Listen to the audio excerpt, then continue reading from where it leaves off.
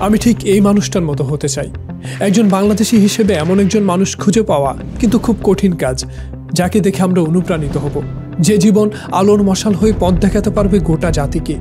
এমন কেউ কি আছে? আপনার কি মনে হয়? আমি আইডল হিসেবে এমন কাউকে চাইব যে সামাজিক, ধার্মিক, অর্থনৈতিক এবং পেশাগত জীবনে একজন সফল ব্যক্তি। হ্যাঁ, সামাজিক, অর্থনৈতিক কিংবা প্রফেশনাল লাইফে এমন সফল ব্যক্তি বাংলাদেশে হাজার হাজার আছে। তবে তাদের মধ্যে নানা ধরনের সমস্যাও আছে।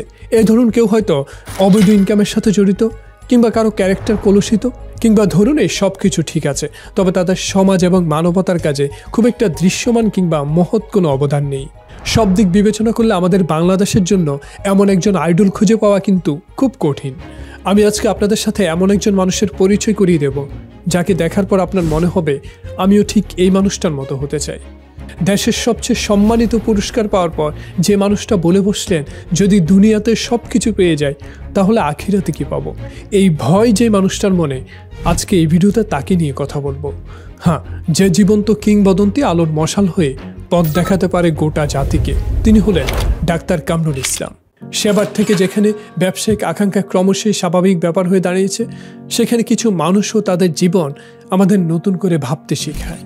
সুযোগ সুবিধার উন্নত জীবন ছেড়ে আলবার্ট শোয়াইজার, যিনি আফ্রিকার জঙ্গলে চলে গেছেন, মানব সেবায় নিজেকে উৎসর্গ করেছেন। তিনি শিখিয়েছেন সাফল্যের আসল অর্থ হলো অন্যের জন্য বেঁচে থাকা। ঠিক এমনই একজন মানুষ আমাদেরও আছে, নানা অবিশ্বাস আর সংকটে ভোগা আমাদের চিকিৎসা সেক্টরের জন্য যিনি একজন আইডল, তিনি হলেন ডাক্তার কামরুল ইসলাম। শুরু করলেন একটা নতুন ইতিহাস। কিডনি প্রতিস্থাপনের মতো একটা কঠিন বিষয়কেও তিনি সহজ করে দিলেন আমাদের কাছে। যেখানে সারা বাংলাদেশে এখন পর্যন্ত ৩৫০০ কিডনি প্রতিস্থাপন করেন, আর তার মধ্যে প্রায় ১৫০০ কিডনি প্রতিস্থাপন করেন ডাক্তার কামরুল ইসলাম এবং তার সহযোগীরা মিলে।